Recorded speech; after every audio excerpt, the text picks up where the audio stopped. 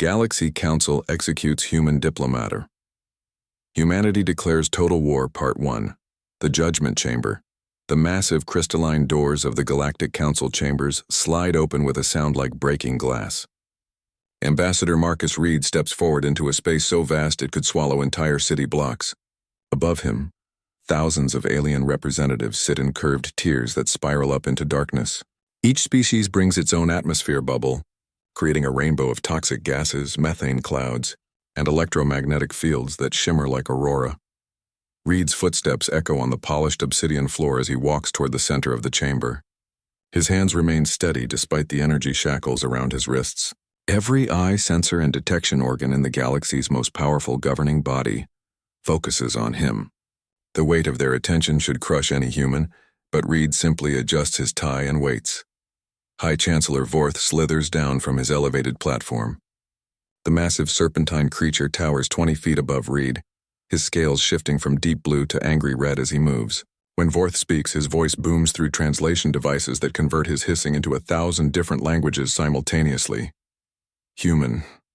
Vorth's scales flash crimson. You stand before the Supreme Tribunal of the Galactic Council. 47 member species have voted. You are accused of the most heinous crime in recorded galactic history. Reed tilts his head slightly. And what crime would that be, Your Honor? The chamber erupts in a cacophony of alien sounds. Chittering, roaring, harmonic vibrations and electromagnetic pulses create a symphony of outrage. Vorth raises one massive arm and silence falls like a curtain. The complete destruction of mining colony Kepler 442b. 7 million hegemony citizens vaporized in an instant. The first act of xenocide in 3,000 years of galactic peace. Reed's expression doesn't change. I see, and what evidence supports this accusation? A holographic display materializes above the chamber floor. The three-dimensional image shows Reed's diplomatic vessel, the UES Harmony, approaching the mining colony. Sensors track energy signatures, trajectory calculations, and weapon discharge patterns. The footage is crystal clear. Reed's ship fires a devastating energy beam that tears through the colony's shields and ignites the planet's core. Quantum encrypted sensor data from 47 independent sources. Vorth announces, your ship, your weapon signature, your trajectory, 7 million dead. Reed studies the hologram with the calm attention of a man examining a grocery list. Impressive fabrication. May I present contradictory evidence? The scales on Vorth's neck flare to bright orange, the color of shocked surprise among his species. You dare question council evidence? Your species controls 3 primitive star systems. We govern 10,000 worlds across the galaxy. That's exactly why you should listen to what I have to say. Reed's words carry an undertone that makes several alien representatives lean forward in their atmospheric bubbles.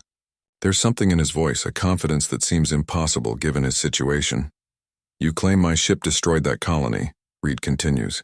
But according to my ship's logs, we were investigating unusual energy readings from the planet's core when the explosion occurred. Our scanners detected weapons-grade dark matter deep beneath the surface. Someone was conducting illegal experiments. Vorth's scales shift to deep purple. Impossible. Dark matter weapons have been banned for 2 millennia. Yet here we are, Reed says quietly. 7 million dead, and you're so eager to blame humanity that you haven't asked the obvious question. The chamber falls silent except for the humming of life support systems. Even the most arrogant species representatives seem to sense something shifting in the conversation's tone. What question? Vorth asks, though his scales have turned pale gray, the color of uncertainty. Reed's smile is cold as winter starlight. If my ship destroyed that colony, how am I still alive to stand trial? The explosion that killed 7 million beings should have vaporized anything within 50,000 kilometers. Yet here I am, completely unharmed. Murmurs ripple through the assembled aliens. Reed continues before anyone can interrupt. Someone wanted that colony destroyed. Someone with access to weapons that could crack a planet's core. Someone who needed a scapegoat. Reed's eyes sweep across the chamber, making contact with dozens of alien representatives, and someone who made a critical error in their calculations. Enough. Vorth's roar shakes the chamber walls. The evidence is clear. The vote has been taken. Marcus Reed of Earth, you are sentenced to immediate execution for crimes against galactic civilization. Energy weapons emerge from hidden ports around the chamber. Red targeting beams converge on Reed's chest. Still, the human ambassador doesn't flinch. You have no idea what you're about to start, Reed says. his voice carrying clearly through the chamber's acoustics. You think humanity is weak because we're young. You think we're naive because we came here seeking peaceful integration. You're wrong on both counts. Fourth scales flash bright red. Activate execution sequence. The energy weapons begin their charging cycle, filling the chamber with an ominous humming sound. Reed doesn't close his eyes or bow his head. Instead, he speaks one final sentence that will echo through galactic history. My death will be the first shot in a war you cannot win, and when it's over, you'll understand why every species in the galaxy should have feared the moment humans learned they weren't alone. The execution beams fire. 3 days later, President Elena Rodriguez sits in the United Nations Strategic Command Center, watching the recording of Reed's execution for the 5th time. Around her, military advisors and intelligence officers wait in tense silence. The holographic display shows every detail of Reed's final moments, including something the Galactic Council missed. There, Rodriguez points to Reed's left hand. "Run it again, slow motion," the footage replays. As Reed speaks his final words, his fingers move in subtle patterns, old military tactical sign language that only a few dozen humans still remember. "What's he saying?" asks General Thompson. Rodriguez translates the finger movements. Message reads, "They framed us. Real weapon still active. Location transmitted. Prepare for war. Transmitted where?" Thompson asks. Rodriguez activates her command console. Deep space monitoring stations across the solar system respond instantly. Hidden military installations on Mars, Europa, and Titan begin powering up systems that have waited decades for activation. Project Prometheus is now active, Rodriguez announces. Send the recall signal to all deep space reconnaissance teams. Activate sleeper cells in Council territory, and prepare to broadcast our response to the galaxy. What response, Madam President? Rodriguez's expression hardens as she watches Reed's execution one final time. The Galactic Council just learned that humanity doesn't forgive, and we never forget. Across the chamber, Admiral Kate Bishop receives her orders through encrypted quantum channels. The message is simple. War protocols authorized. Show them what humans do to murderers.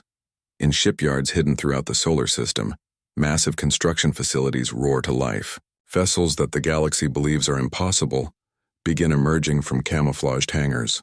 Earth's primitive technology reveals itself as an elaborate deception. The human race prepares for its first interstellar war, and somewhere in the depths of space, automated beacons begin transmitting a message to every inhabited world in the galaxy. The Galactic Council has executed an innocent human diplomat. Humanity hereby declares total war against the Council and all member species. You have 72 hours to surrender unconditionally. The aliens who receive these transmissions laugh at the audacity, until their deep space sensors detect the impossible. A human fleet of 2,000 ships emerging from hyperspace at the galaxy's edge, moving toward Council space with deadly purpose. The war for galactic freedom has begun. Galaxy Council executes human diplomata. Humanity declares total war Part 2. The message, the silence in the United Nations Strategic Command Center feels heavy enough to crush mountains. President Elena Rodriguez stares at the holographic display showing Ambassador Reed's lifeless body, cooling on the obsidian floor of the council chambers. Around her, 50 of Earth's most powerful leaders sit in stunned silence. "Play it again," Rodriguez commands, her voice barely above a whisper.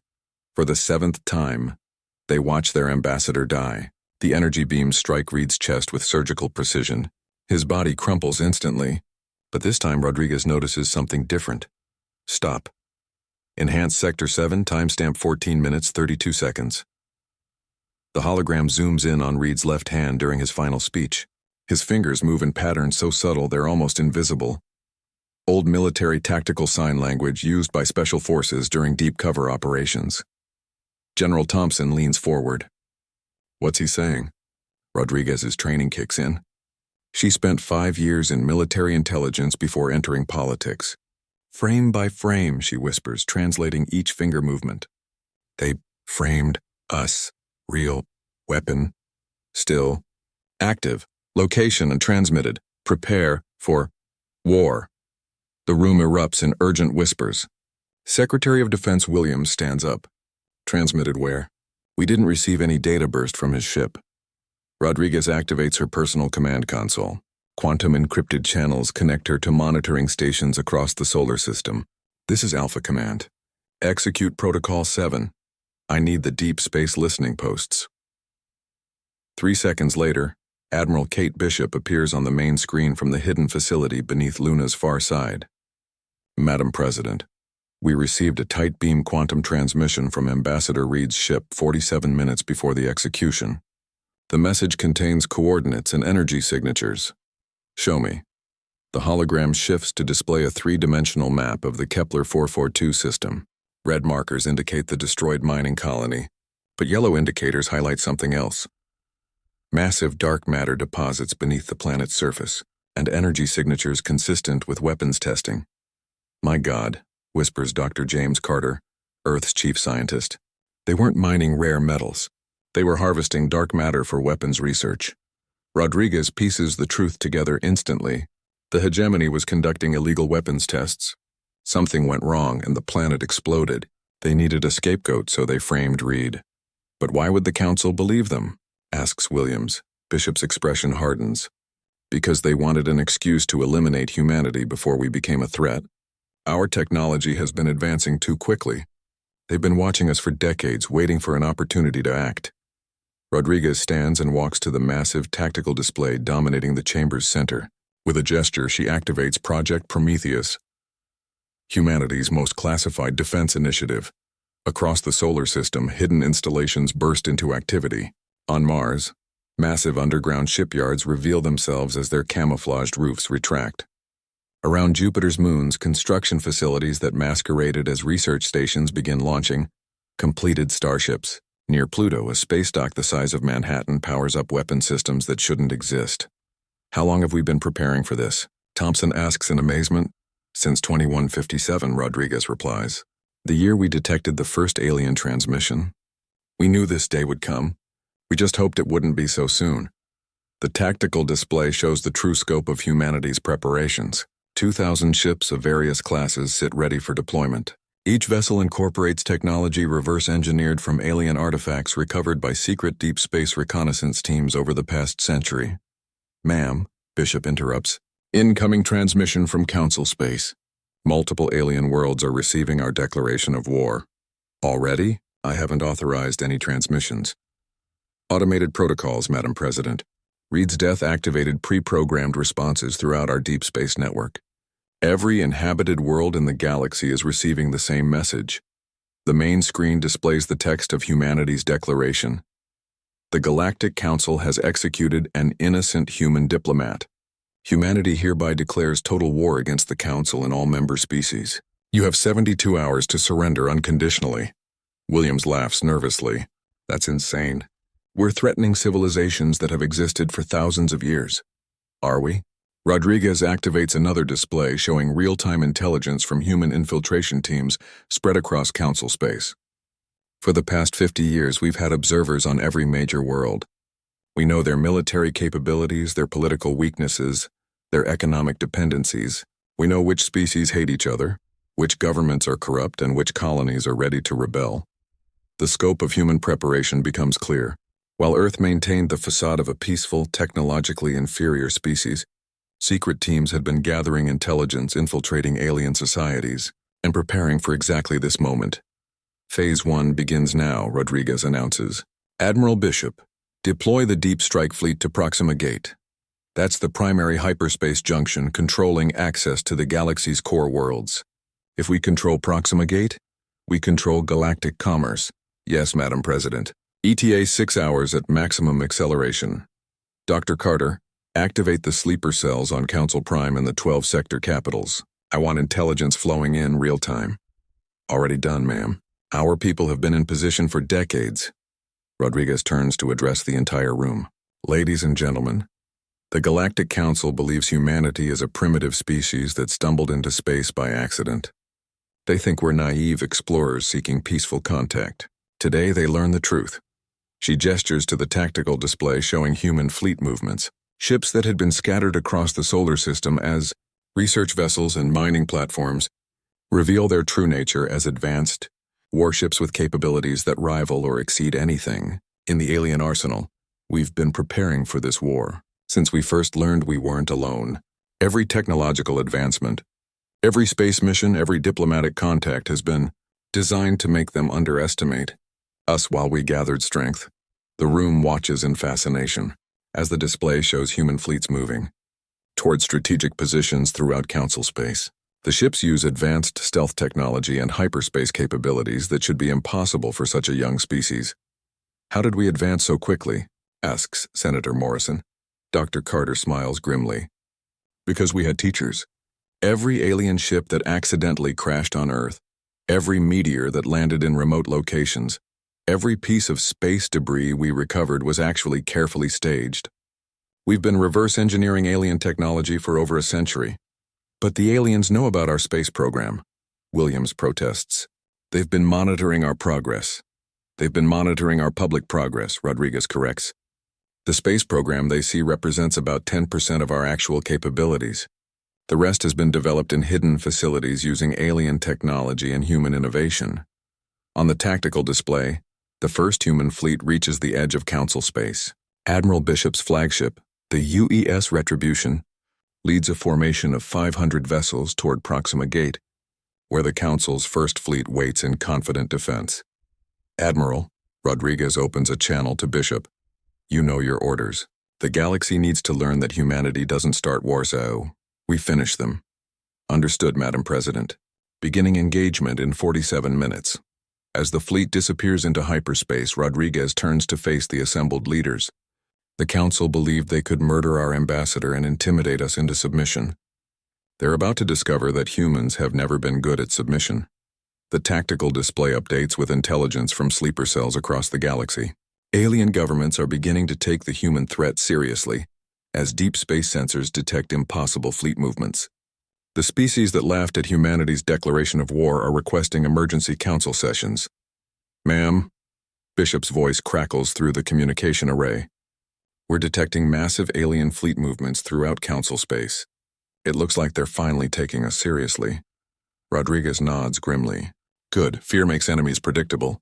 Admiral, you have authorization for full military engagement. Show them what humans do to those who murder diplomats." In the depths of space, the human war machine reveals itself to a galaxy that thought they knew everything about the newest species to achieve interstellar travel. The aliens are about to learn that humans are very good at keeping secrets, and even better at keeping promises of revenge. Galaxy Council executes human diplomata. Humanity declares. Total War Part 3. First Strike.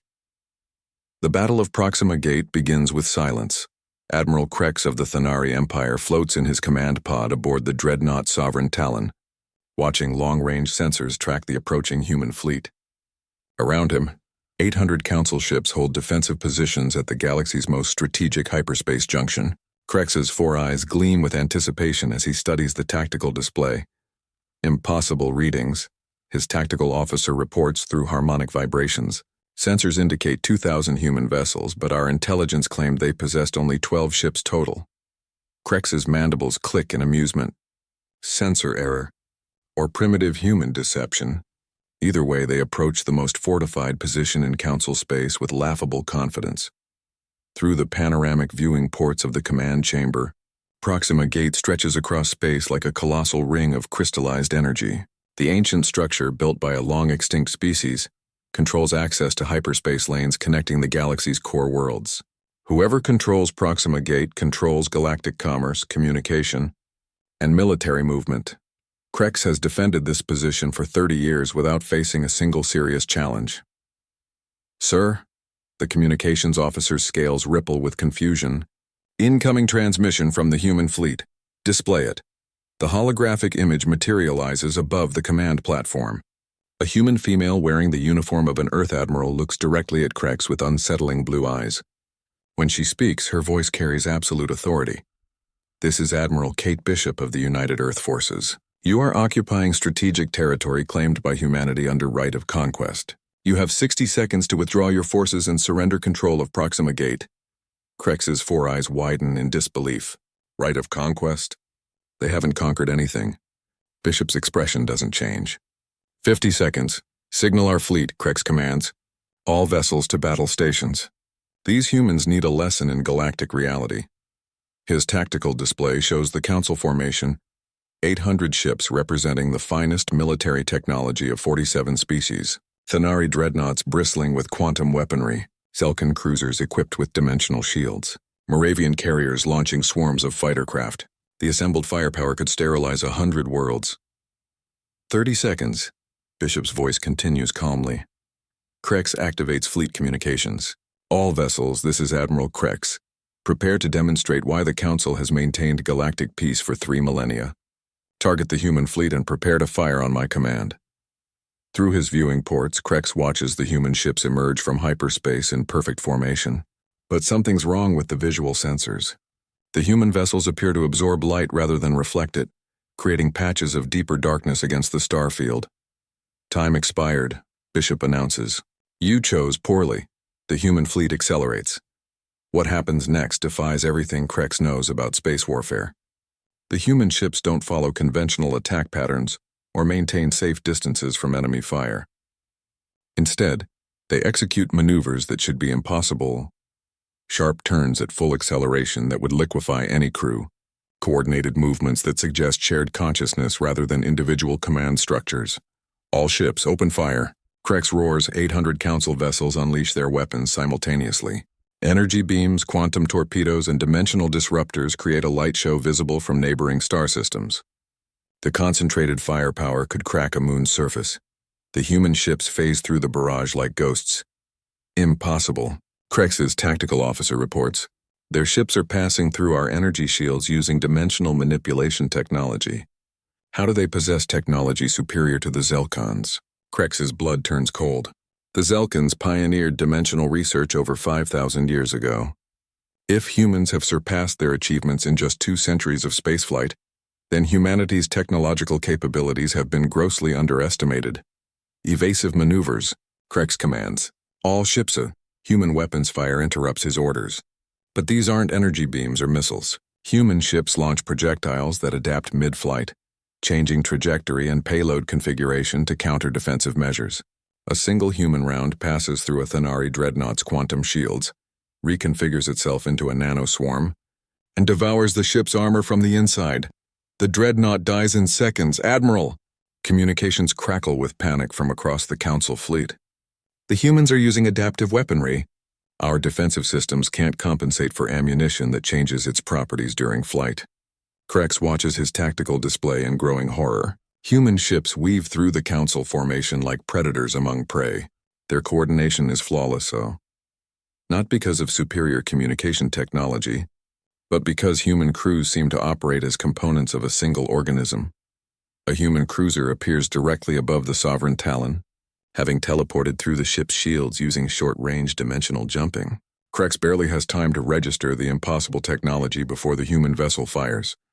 The shot penetrates his dreadnought's armor and destroys the main reactor without damaging anything else. Precision beyond belief. The Sovereign Talon dies instantly, but the bridge pod remains intact and left alive to bear witness. Emergency communication to Council Prime. Krex shouts as his ship's systems fail around him. Priority Alpha transmission.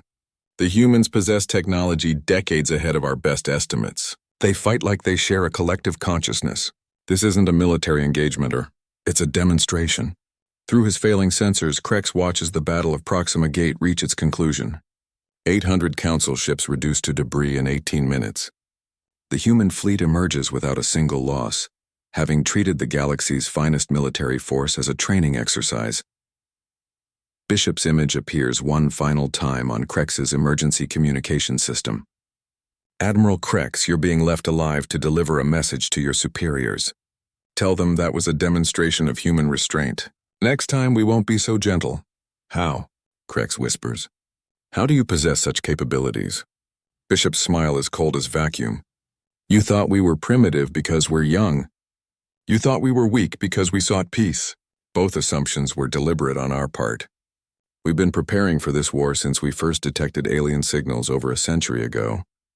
But the technology of dimensional manipulation, adaptive weaponry, collective tactical coordination, these advances should take millennia to develop. They would if we were developing them from scratch. But we had excellent teachers. Bishop's expression hardens.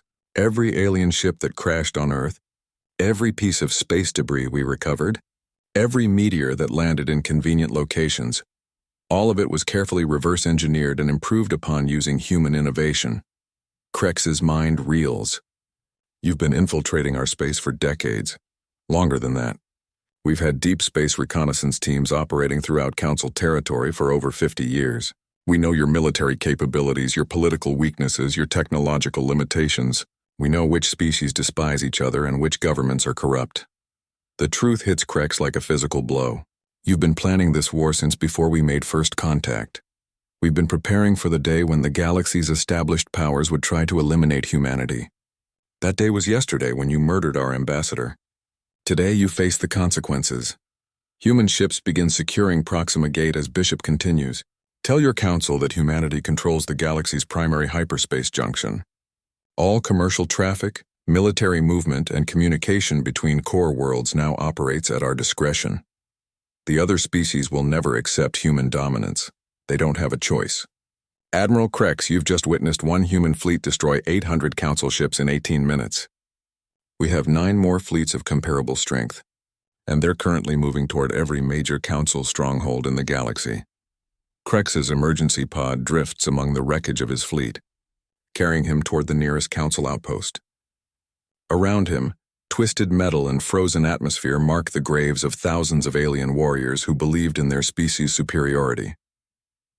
As Earth's newest fleet consolidates control of Proxima Gate, Bishop's final transmission reaches every surviving council vessel in the sector. The Galactic Council murdered an innocent human diplomat. Humanity has responded with precision, restraint, and overwhelming force. You now have 48 hours to surrender unconditionally, or face the full might of the human war machine. The transmission ends, leaving Krex alone with a terrible realization. The galaxy's established order has just been shattered by a species everyone assumed was primitive and harmless. The humans weren't primitive. They were patient, they weren't harmless. They were prepared, and they weren't finished. Across the galaxy, alien governments receive reports of the Battle of Proxima Gate with growing panic. The species that laughed at humanity's declaration of war now face an impossible reality. Their most strategic position has fallen to a human fleet that treated their finest military forces as an inconvenience. The war for galactic freedom has begun with humanity demonstrating that they don't fight fair, they fight to win. Galaxy Council executes human diplomater. Humanity declares total war part 4. The hunter becomes hunted. Emergency klaxons wail through the corridors of Council Prime as High Chancellor Vorth slithers frantically toward the emergency session chamber. His scales have turned pale gray, the color of absolute terror among his species.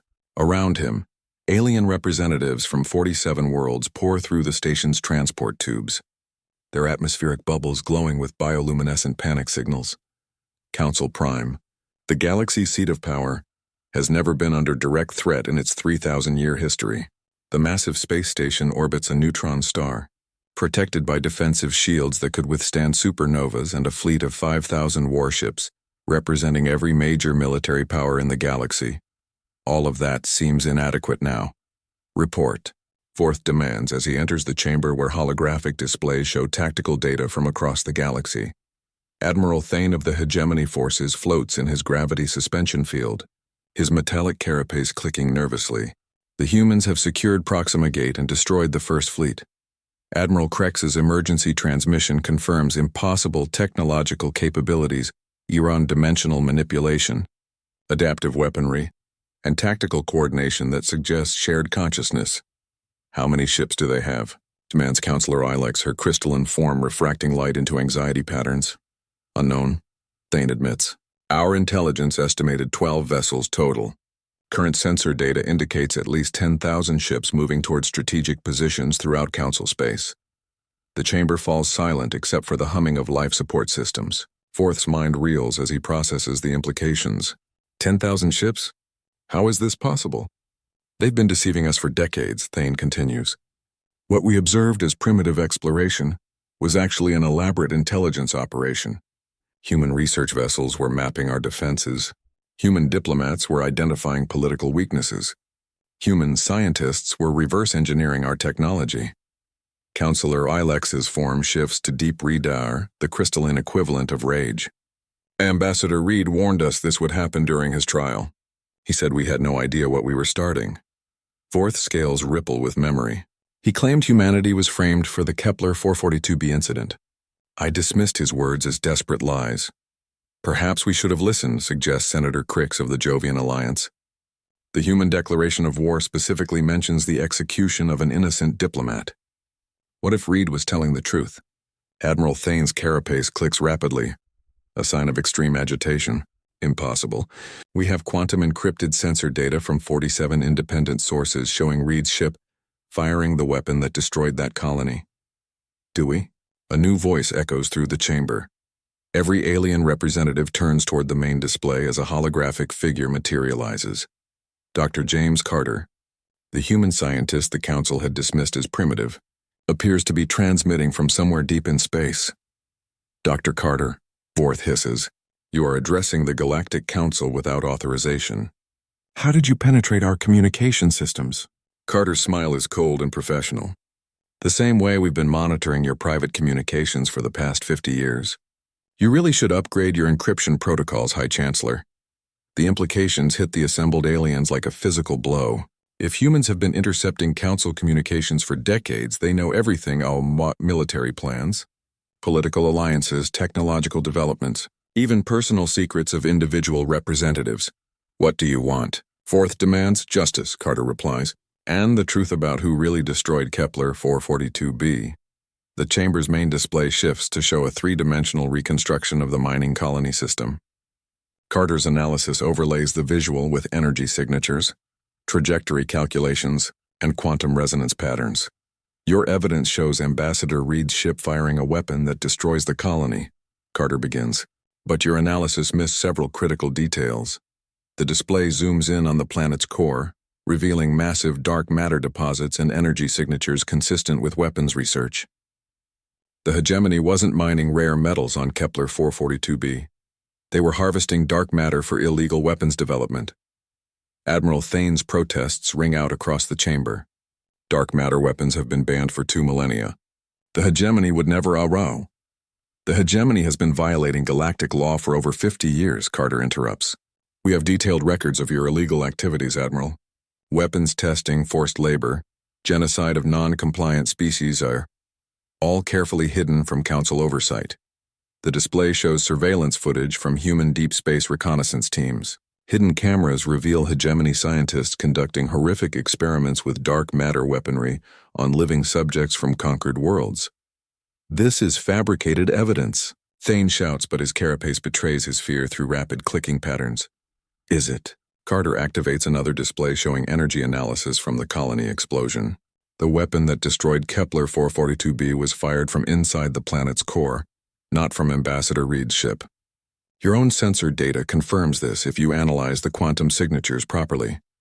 Forth studies the new analysis with growing horror. The energy patterns are unmistakable, or the explosion originated from weapons-grade dark matter stored beneath the colony's surface. The hegemony was testing a planet-cracking weapon. Carter continues. Something went wrong during the test, and the dark matter ignited the planet's core from within. 7 million beings died because of hegemony negligence, but the footage shows Reed's ship firing. Counselor Ilex begins. The footage shows Reed's ship firing a standard scanning pulse to investigate unusual energy readings from the planet. The explosion occurred 13 seconds later, when the dark matter weapons cache detonated. The hegemony edited the footage to make it appear that Reed's scan caused the explosion. Carter's evidence is overwhelming. Quantum analysis, energy signature comparisons, and timeline reconstruction all support his conclusions. Ambassador Reed was investigating illegal weapons testing when the colony accidentally destroyed itself. The hegemony needed a scapegoat, Carter explains. Humanity was perfect and young, naive, technologically inferior by your standards. You could blame us for the disaster and eliminate a potential future threat at the same time. Admiral Thane's form begins backing toward the chamber's exit. These accusations are baseless. The Council voted based on legitimate evidence. The Council voted based on fabricated evidence provided by the real perpetrators, Carter corrects. And now you face the consequences of executing an innocent human diplomat. Alarms begin sounding throughout Council Prime as tactical displays show impossible readings. Human ships are emerging from hyperspace. Not around the space station, but inside its defensive perimeter. Short-range dimensional jumping technology allows them to bypass shields and appear directly within the protected zone.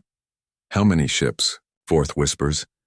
1,500 human vessels currently surrounding Council Prime, reports the tactical officer. Additional fleets holding positions at every major Council stronghold throughout the galaxy. Carter's image smiles grimly. Admiral Bishop will be arriving shortly to begin war crimes proceedings. You'll face trial for the murder of Ambassador Reed, conspiracy to frame humanity, and complicity in the hegemony's illegal weapons program.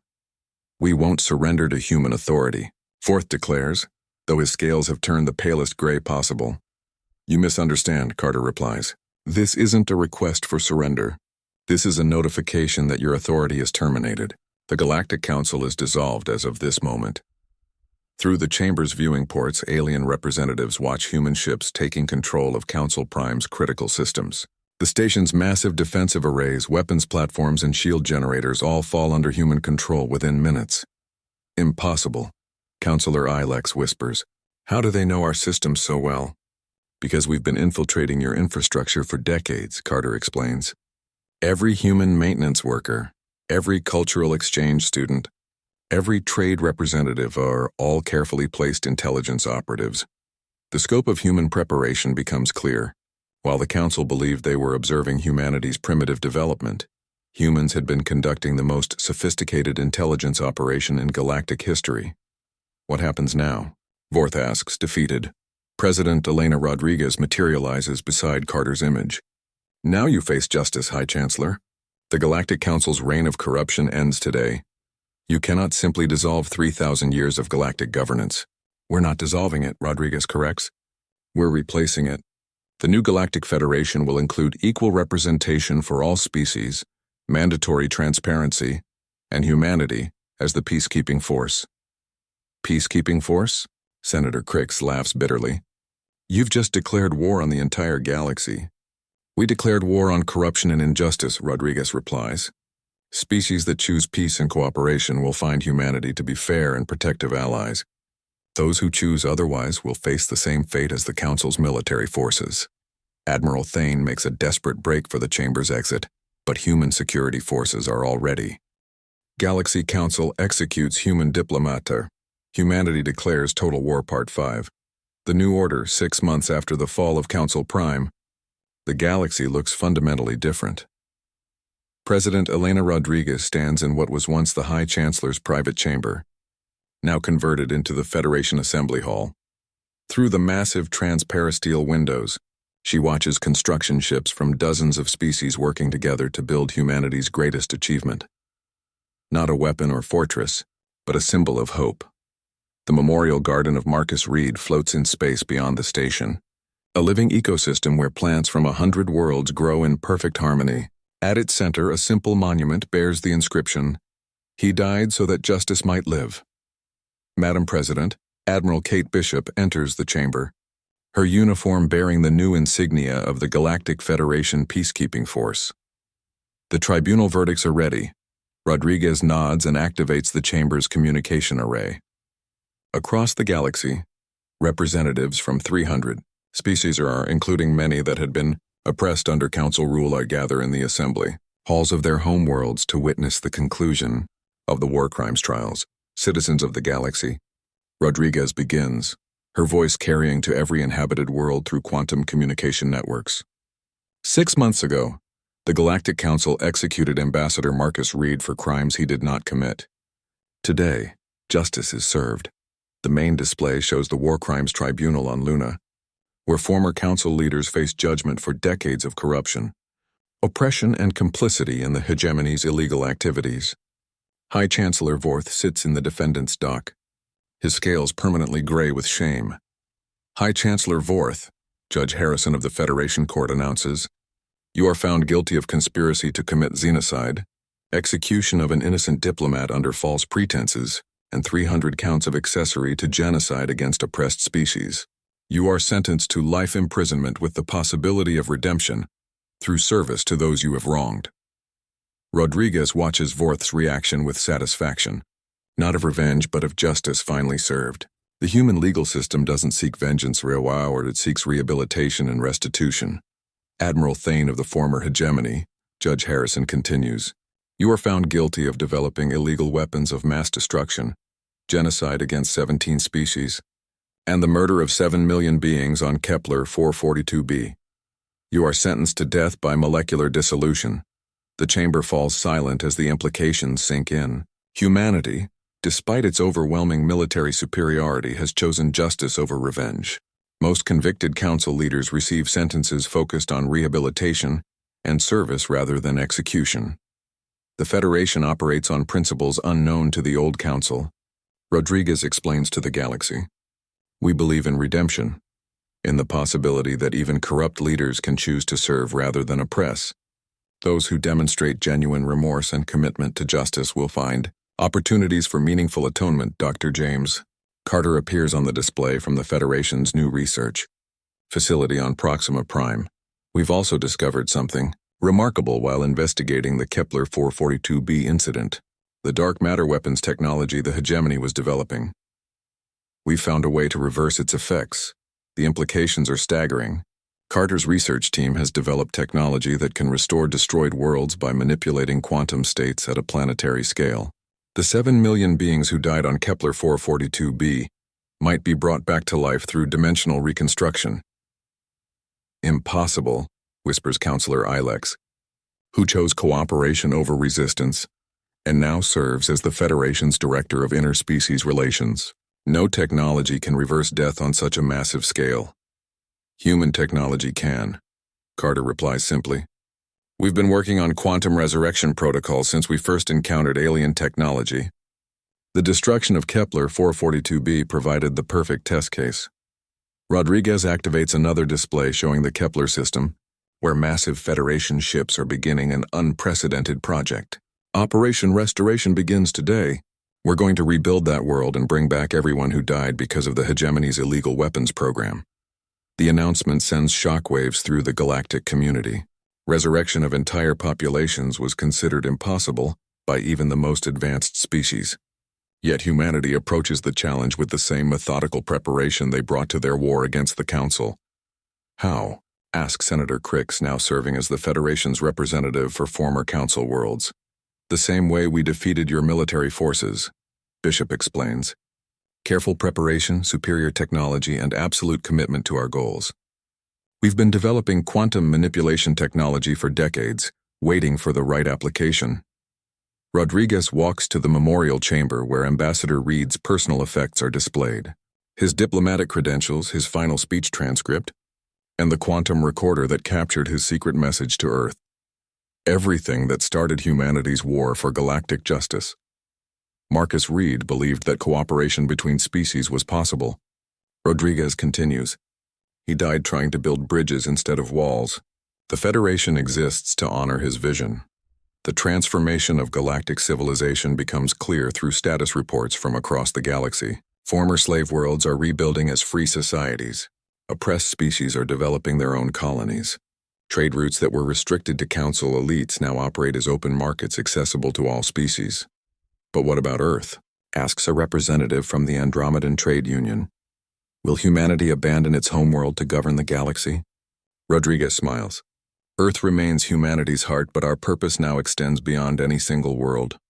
We've learned that with great power comes great responsibility.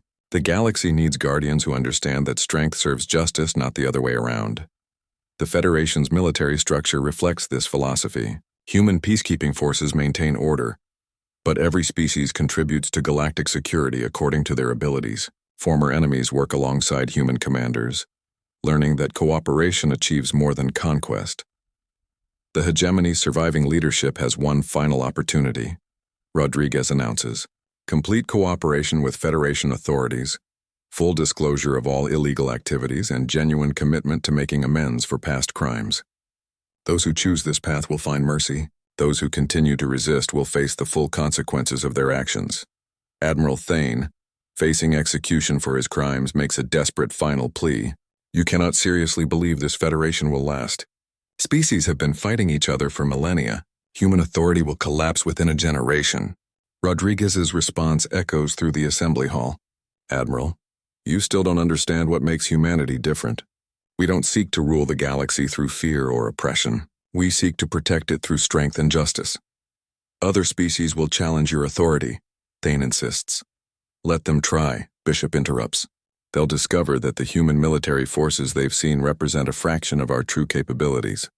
We've shown restraint because we prefer peace, but any species that threatens galactic stability will face consequences they cannot imagine. The threat is delivered with quiet confidence that carries more weight than any display of force. Human military power has proven overwhelming when applied, but the Federation's true strength lies in its moral authority and the voluntary cooperation of hundreds of species. The galaxy stands at a crossroads, Rodriguez concludes her address. You can choose to build a civilization based on cooperation, justice, and mutual respect. Or you can choose conflict with the species that has demonstrated both the power to destroy you and the wisdom to offer mercy instead. We choose cooperation, Alex announces on behalf of the former Council species. The Federation offers something the Council never could ever hope for: a better future. As the assembly session ends, Rodriguez returns to the memorial chamber one final time. Through the viewing port, she watches Federation ships beginning the impossible task of reconstructing an entire world and resurrecting 7 million beings. We kept our promise. Marcus, she whispers to her fallen friend, justice has been served and the galaxy is learning what it means to be truly civilized. In the depths of space around Kepler 442b, human ships begin the delicate process of quantum reconstruction. Energy patterns that once destroyed now work to restore. Technology that was created for war now serves the cause of resurrection and redemption. The galaxy watches in amazement as humanity demonstrates the ultimate expression of advanced civilization, the power to bring back the dead and the wisdom to use that power in service of justice. Ambassador, Marcus Reed's death marked the end of an age of corruption and oppression. His legacy lives on in the Federation he died to make possible. A galactic civilization where all species can thrive under the protection of guardians who understand that true strength serves justice, not power. The war for galactic freedom is over. The age of galactic cooperation has begun. And humanity stands ready to guard that peace for as long as the stars shine in the darkness.